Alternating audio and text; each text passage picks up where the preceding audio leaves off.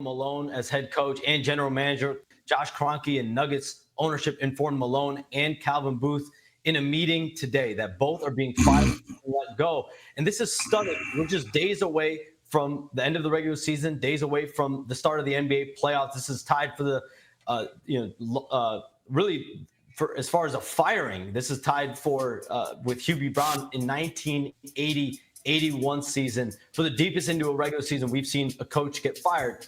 Michael Malone is the winningest coach in Denver Nuggets franchise history. He led that organization to a 2023 NBA championship. And the Nuggets, from my understanding, just believed that they needed a full culture reset. There's been something of a Cold War brewing between both Malone and Booth over the last couple of years. And Malone is really the established coach in place there. And now the fact that he is out, it is stunning across the NBA.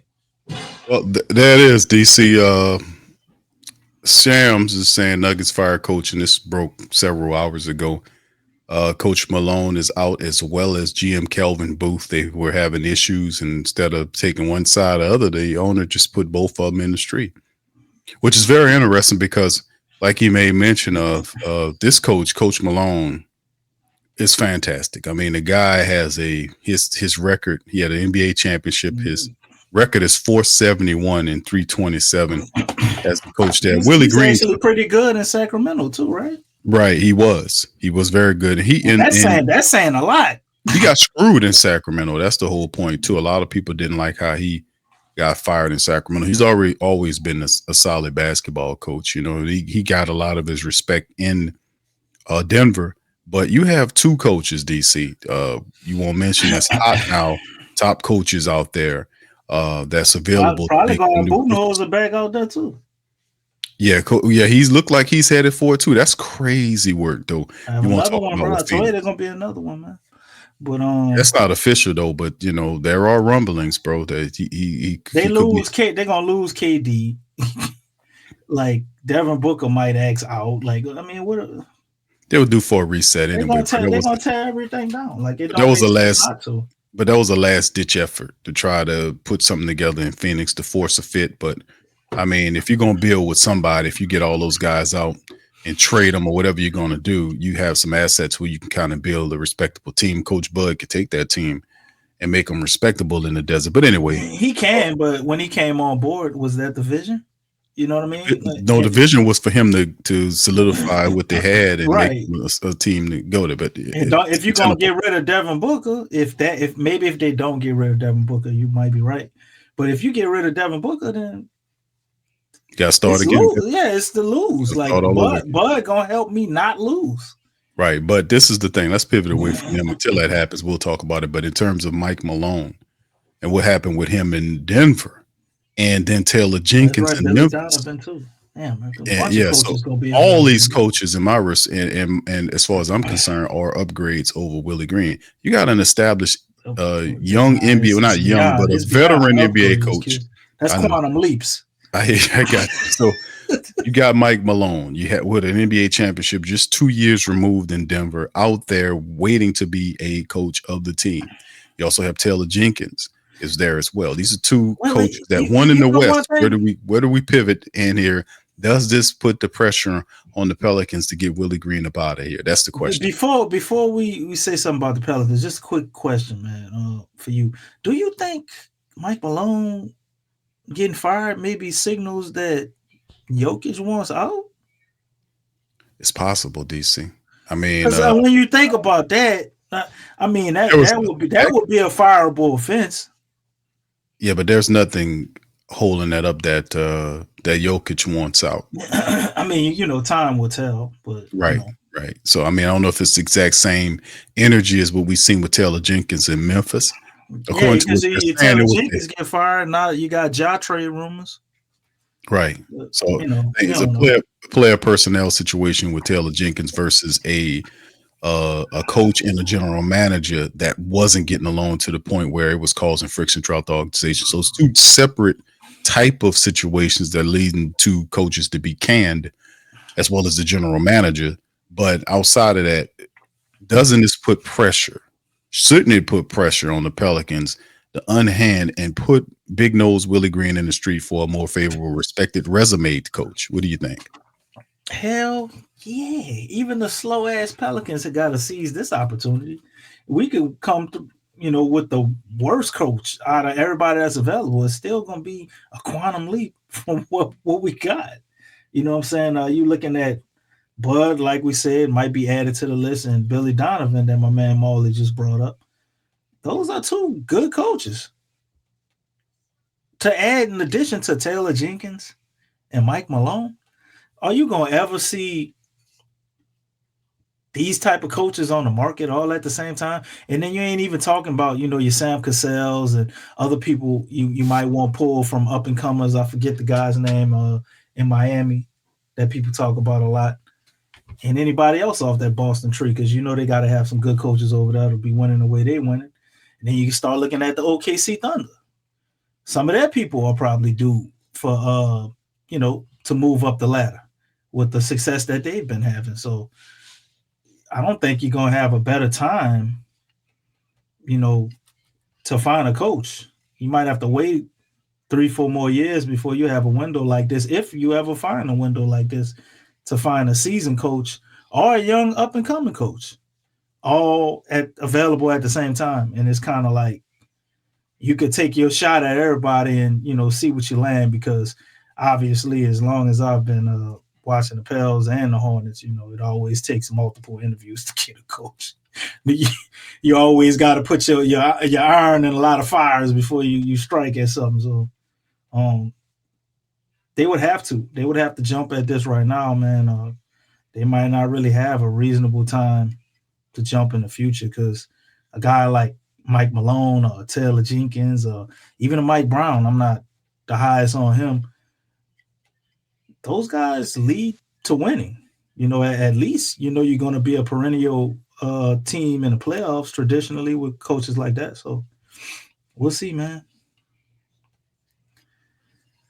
Yeah, crazy work, man, to be honest with you. And this is an article right here from Yahoo Sports saying Nets Jordy Fernandez, who's the head coach there, and Pels Willie Green react to Mike Malone's fire. Willie Green, you're next. So Brooklyn Nets, this was prior to the matchup. Pelicans hoping to end a 2-game losing streak. Of course, that didn't happen. Willie Green kind of chimed in on that. He said the timing is tough with 3 games to go in the position they are to play for everything. Super accomplished coach, a person that means a lot to me in my career. I would not be here without him. Well, that's Ferdinand said him alone. I'm sorry. Mm-hmm. So that's what he said. So prior to Tuesday's matchup against the Pelicans, Denver fired Malone Tuesday.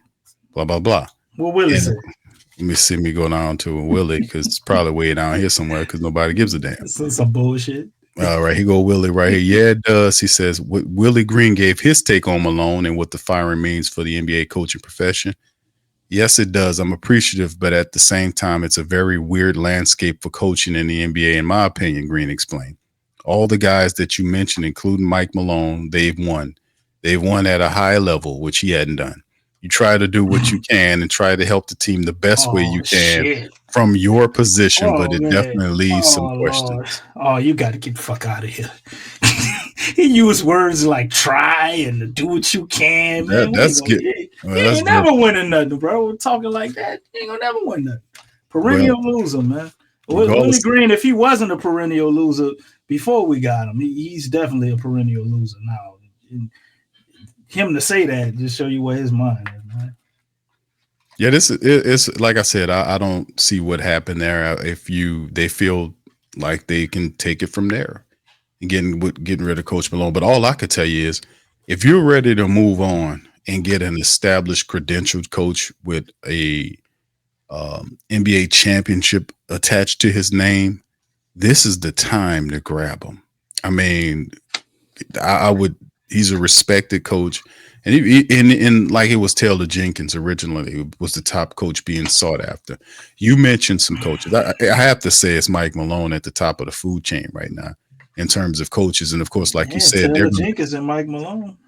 Yeah, and then whoever else is cut loose, like you said, and there's always going to be a top assistant that might end up getting a job. Like you mentioned, Sam Cassell. Is this finally the year which somebody look at him and whomever else?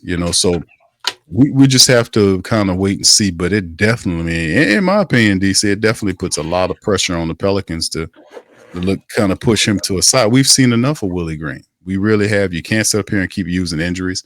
And people telling me in the comment section, "Hey Q, what could a coach do with this team and all this kind of Who stuff?" said All the that? injuries. It's just people say people just still stuck programmed with the injury thing. But that's not their fault. That's just what the media has done, and that's the bullshit that the team They don't watch the games, man. You got to critically think. Injuries are not just some of the stupidity we see from what we do out there. Is why people look at it the way they look at it. And what about when we didn't have the injuries or we had minimal injuries? It was the same idiotic strategies and thought processes. Even in the years when we were healthy, our best year, we lost all our games within 5 minutes. Like if we didn't have a significant lead within 5 minutes, we lost.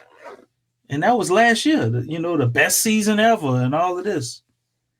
And it still was an epic failure when you look at how they performed in the playoffs. Not the fact that they lost against the OKC Thunder, but they couldn't even do anything. Anything at all. Just completely unimpressive. So I don't know what people be looking at who keep holding on to the injury nonsense, man. It's a program talking point that most teams use. It's a propaganda technique that they push because nobody. It's the injury monster can't have a discussion with you and say, "Hold on, now the reason why your guys are getting hurt is because your staffs are subpar." If guys, because that's what's going to happen in professional sports, guys are going to get hurt. How good is your health staff to minimize that? Because there's things you can do to minimize injuries. You're not totally at risk of them. I can't get most people, to consciously or logically wrap their minds around it that you're not totally at the mercy of the freaking injury monster. Yeah, I tell them that all the time. It's random, right? Yes. And I tell them the injury monster doesn't have arms. He like the wind. You can just beat up on the wind. He don't fight back. They blame everything on him. But let the injury monster grow a brain and be able to debate your ass. They'll lose every time. It'll show you that you have a coach with dumb philosophy, has not established the identity of the team, a mediocre or subpar health staff that needs to be improved upon. And it's the type of stuff you look at. Even when they had healthy players, they were still breaking down because of bad coaching. Willie Green is not a good coach. He's not progressing where you want him. And when you see a Taylor Jenkins, DC, or you see a Mike Malone out there, you throw this assistant coach to the wind and you get an established coach with a resume and respect to take the teams to the next level. Now, listen, if David Griffin doesn't do this, this is going to put all kind of pressure on his ass. Because if he doesn't fire Willie Green this year, they come back next year and lose. That's going to push him on the pot. He got to go. We can't keep waiting every year for the team to win. They've been using excuses for the injury excuse for the last 4+ years. So, I mean, get out of here with that bull crap, man. But this is an article right here from USA Today. NBA coaches on the hot seat who could be in trouble after the Nuggets fire Malone. That's big. He won the championship just 2 years ago. The Grizzlies fired Coach Taylor Jenkins with just more than 2 weeks left in the regular season. Denver Nuggets dismissed head coach Mike Malone with just 3 games remaining. Consider this. Coaches who won NBA championships in 2019, Nick Nurse, then with the Raptors, 2020, Frank Vogel, then with the Lakers, 2021, Mike Budenholzer, then with the Bucks, and then 2023, Malone are no longer with the team. That is astounding. That is a pattern, DC. Let me run that back. These coaches got fired, bro. Listen, coaches, consider this. The coaches who won championships. 2019, Nick Nurse with the Raptors. 2020, Frank Vogel with the Lakers. 2021, Mike Budenholzer with the Bucks. 2023, Mike Malone are no longer with their teams. It seems unlikely another coach will be fired before the regular season ends, but who knows? Regardless, there's still a possibility other coaches won't return to the same team next season. Don't forget that the Kings have an interim coach and will be looking for a permanent hire. Let's look at other coaches who are on the hot seat. Number 1 on the list is the nosy one, Willie Green. The Pelicans have been derailed by injuries. That's not Green's fault. He made the Pelicans.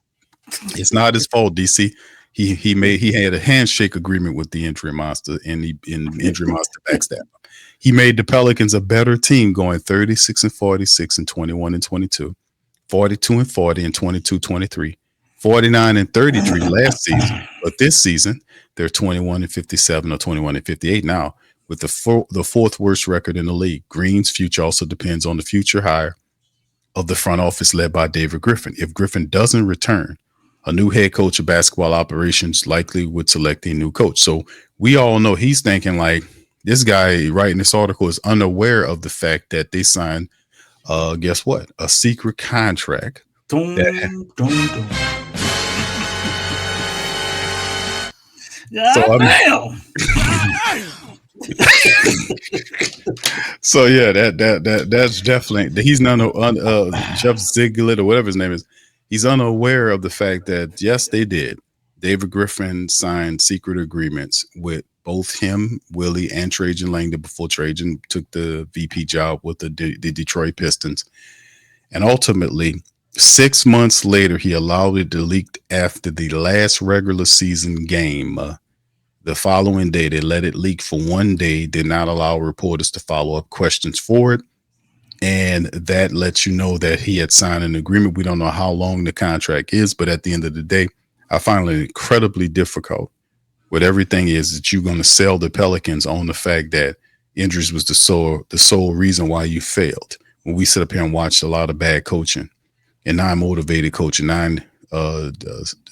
strategic coaching, and say, okay, things will be better next season. David Griffin has been here going on, 7 years, DC? He has, 2 playoff appearances or some crap like that? So, I mean, in the end, man, that's not what we signed up for with David Griffin. He talks a lot. He bull craps a lot. And he chose a poor hire in Willie Green. Willie's been here for 4 years. 49 wins was good last year. But we thinking we can do better. This is the NBA. It's not the back in the day NBA where guys can just have these coaches sit up here. It's ultra competitive NBA. We have a very talented team. We need a coach that can establish an identity and respect for the team to play behind. All this other stuff with Willie Green, with him not being able to make adjustments and dial up plays and calling timeouts at weird times and throwing out these stupid ass lineups that dumbfound people. The team is hot. He brings out the shooters and put in defensive players with no skill application. All this is what Willie Green does when people sit up here talk about what could he do. So I mean, this is he could have played Antonio, my man Antonio Reeves and Carlo Makovich earlier in the year. That probably would have helped. Yeah, but that's what I'm saying. Well, DC, based on this, and we're gonna leave out on that. What's your final thoughts on this article right here about Willie Green and pushing past him and go to the next coach? I don't know what the hell they talking about. I get it, talking about him on the hot seat and all that, but all the injuries not his fault. I don't want to hear anything about what's not his fault. You had Dyson Daniels, who's over there. What? People calling him the defensive player of the year. You know what I'm saying? Yeah, Najee Marshall, who goes to Dallas and basically filling in as a starter, doing a damn good job, right? Mm-hmm. Yeah, Brandon Ingram on his team. Zion and Trey Murphy, Jose Alvarado. And when you had all those guys, you ain't used them correctly. Then you get DeJounte, you get Brandon Ingram, you get Zion. We never see them play together. And when they either or was on the court, like you're still trying to figure all that out. You don't know what you're doing. You have this thing where you hate to play rookies, even if they're more than capable of actually producing. He holds rookies out till the end of their first season for some reason, because he wants them to be good human beings, I guess. I don't know. You got to get the feel of the NBA, everything's moving fast, or whatever. Willie Green is always proud of everybody. No matter what the team do, he proud. They probably cuss him out behind his back, and he's just so proud of guys. Just no backbone, man. No direction. No leadership. We lack leadership because our coach isn't a leader. He's more like a placeholder. And I think it's time to go ahead and rip the Band-Aid off. You moved on from Stan Van Gundy, and Willie Green was a horrible choice to move forward. What if we had a competent coach? Would they have been able to get more out of Brandon Ingram? And we probably could have talked him down because he left over it was like $3 or $4 million apart they were. Would that coach have been able to get more out of this Pelicans team in Willie's 4 years he's been here? And I say other than that first year, because the first year, I'm like, okay, he was dealt a bad hand. The beginning of the first year, it was rough. They wasted picks on Devontae. What's his last name, man? Javonte, and you got Devontae Graham. They messed that up. That was a failure. Everybody got hurt in the beginning of the season, so it's like, okay, that first year, and then he went and got them to play in the Suns and compete in playoffs. That first year, I think no matter who the coach was, they wasn't going to do much better than that. But everything after that, you take Willie Green out and you put probably 28, man. 28 coaches. Any other out of these 28 coaches up there, and everybody had a better result than him. And it might be 31. Like, I'm really no, I'm getting confused with football right now, to be honest. I'm about to try to tell you these. I'm like, what are you talking about? Right. So it ain't even 20, it's 27, right? So any other coach, man, active, and a lot of inactive coaches would have been able to do more with the Pelicans than what we've had with Willie Green. You heard Brandon Ingram say it, and he said it in a very respectful way, but it's absolutely true. So, we've been winning on talent. Yeah. You know what I'm saying? So we don't have a strategy. The man been here 4 years, don't have an identity. Finally realized he could play Zion, at the small forward and at the guard positions, play around with that. It took 4 years to do this. In his defense, a little bit, Zion was hurt a lot. But, I mean, you had him all last year. And you told him he needed to take a back seat because Brandon Ingram is better, I guess. So it's just been a failure of epic proportions. The Pels should not be in a position they are where we're getting a top pick, but nonetheless, maybe, that's the silver lining in all of this. But we shouldn't be in this position, man, with all that this team has had and how long they've been building all of this and all the draft picks we had, which all of that ain't on Willie Green. So I will say David Griffin a lot of times didn't do him the best in getting players that what players actually fit his system? What system does he even really have? But nonetheless, David Griffin ain't do the best in getting top quality talent all the time and utilizing our draft picks successfully. But I think he supplied Willie with more than enough to be able to produce at a higher level than what he's done. And when you put him and what he's been able to accomplish, which is very little, next to all of these other coaches that's got released, it's like, why are you still here after the? Why you even got the extension? You know what I'm saying? Like it's very, very mind-boggling, man. You see, that's bad decision making by the administrator, David Griffin. That's him doing that because he wasn't supposed to give Willie Green the contract that early. The idea was for him to coach for it, and based on how he did at the end of the season, then you evaluate the team and give him the option. That idiot gave him the contract in November, and we still had months to go. So now you loop in, and he's so stupid. He really believes that Willie Green is the right coach for this. When you see I Taylor don't think Jenkins, I don't Mike think he Malone, believed it. I think he's that stupid, DC. I think he really I, is. How do you? I don't think he that dumb, Q. I don't I think he think he believed is. that at all. I You think go. How you he gonna didn't stand mess. back under the Willie Green? Explain that one to me. How that makes sense? Unless he was trying to save money, DC. Come on. He's definitely trying to save money, but Right. but I don't think he that stupid to look at Willie Green now and still see it.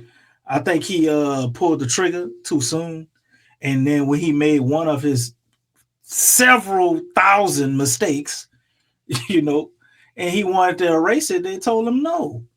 You're blowing through money. Who told him no? Miss Benson or whoever in Oh control of no, that I don't money believe up there, that at all. I because don't believe that at all. you done just got stand. You first we told you, well, we should let Alvin Gentry go. They probably had that conversation, and he's like, I think we can make it work. He can be our transitional coach. And Miss Benson, oh, he is a nice man, and they kept Alvin Gentry, right? So then you fire him. So that's your first coach. You get Stan Van Gundy, and because Brandon Ingram didn't like him, you fire him and you let Brandon Ingram pick the next coach, right? You get rumblings of Brandon Ingram not wanting to be here or not wanting the contract. You don't trade him. His coach sinks through the goddamn floor in the playoffs. Tells Brandon Ingram he got to figure it out because he can't strategize. And you can't tell me he didn't want to fire Willie Green before this season. I'm more than sure he did. I'm more than sure he wanted to fire Willie Green after watching playoffs. You cannot be an NBA GM. You don't even have to be a good one. If you just watch what happened in the Thunder playoffs, how do you see that and not want to get rid of your coach? I just all the way down to what he was saying at the podium and everything. DC, I just think the man is major league delusional, bro. Oh, he's definitely delusional. I'm just saying he wanted to get rid of Willie Green before the season, but his hands were tied. He didn't. You didn't got him the contract, the secret contract. We still don't know how many years of money it is. We don't. And he want to cut ties and all this, and they told him no. NBA contracts are guaranteed. No, you gonna make it work. Who told him no? The administrators from probably Dennis Lauscher. He looked like the numbers. We was crunching the numbers. This isn't gonna work. I just don't. Miss Benson's gonna fuss at me. So it don't make sense to keep him. Q. Everybody can see the writing on the wall. I just don't try. You watch the DeJounte Murray show him up. He just got here in his first press conference. Made Willie look stupid. He did. Come on, man. It's not going to be hard. It's not going to be hard. The writing been on the wall, man. You go what 27-0 in games that are decided in under 5 minutes. 0-27. That is a reflection on coaching, man. The 50 wins is a reflection on talent. So it ain't hard to see. I think David Griffin saw it. What I say, 27? Yeah, that's right. My bad.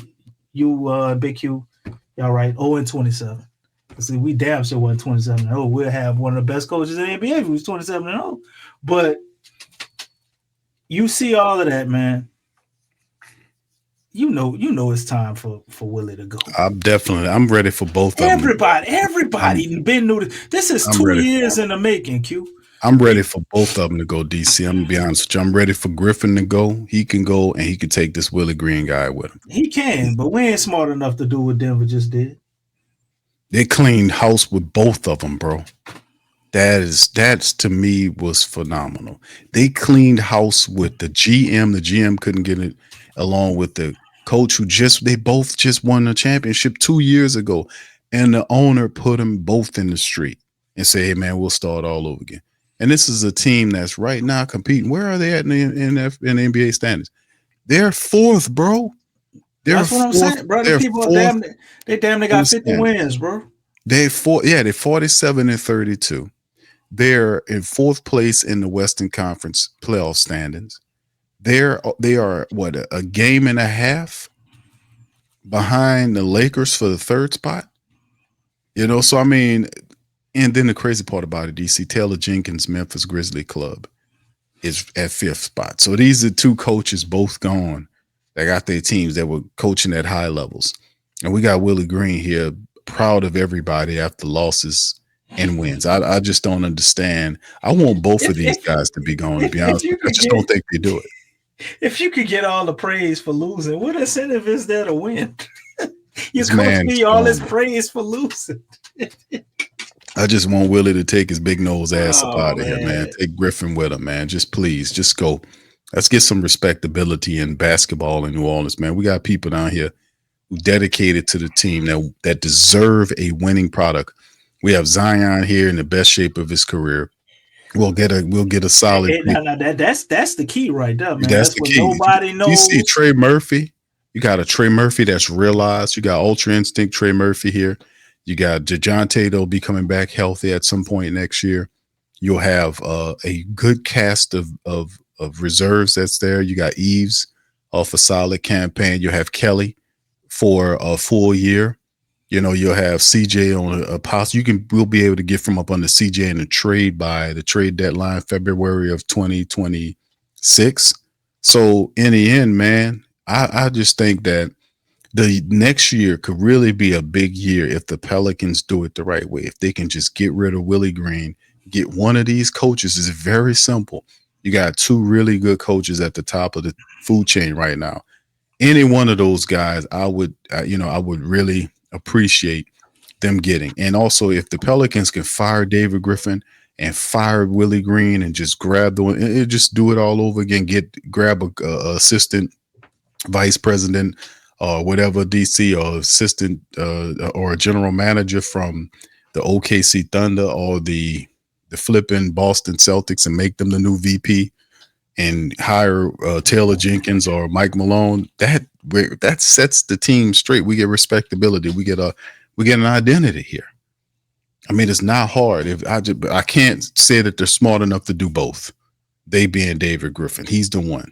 So I don't think Lauscher fires David Griffin, even though seeing how these teams get down, you can obviously see there's different standards here. Denver, Memphis, they got different standards than this bum ass stuff that the Pelicans are doing. And this foolish basketball called nice human being, foolish rhetoric, soft ass bullshit that this guy got running on down here. I'm just sick of these people, man. But I don't think they're intelligent enough to get rid of both. I can only say they'll do one. It'll be perfect if they got rid of both of them, but I can, like Denver did with their people, but I just don't see that. That ain't happening, brother. That ain't happening. I agree with you. Zion, so anyway, Zion is the defining factor. That's really all I got to say.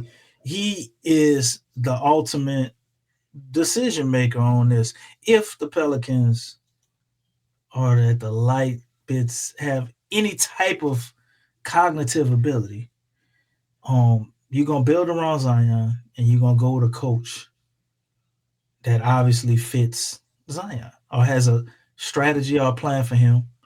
And Big Z should be sold in on it, man. That's why we at with it. And I think if they do that, Mike Malone would be probably the best coach. I mean, he's the only one up there that's had a player you could kind of put. I can't put him on Joker level yet, but you get what I'm saying. Zion's potential could possibly be somewhere up there with Joker. Stardom level, yes. Right. So it's like he obviously knows how to make that work. He won a championship with him. So right. Mike Malone, if everything happened today, he would be the best guy. Your next best option will obviously be Taylor Jenkins. Because what he's able to do with what he has. No matter who's out there, Taylor Jenkins is gonna find a way to make his team churn out some wins, man, some type of way. Right. I agree, bro. That's your two top options. And I would go hard at those two people and let Zion be a part of that process, as well as Trey Murphy. Don't do the Brandon Ingram thing, just where you let him pick the coach outright. I don't know if that's what they did with Willie Green. It kind of seemed like it. But I would definitely go with those two and lean towards the one that my players are brought into the best. Subscribe now and stay up to date for all things New Orleans Pelicans.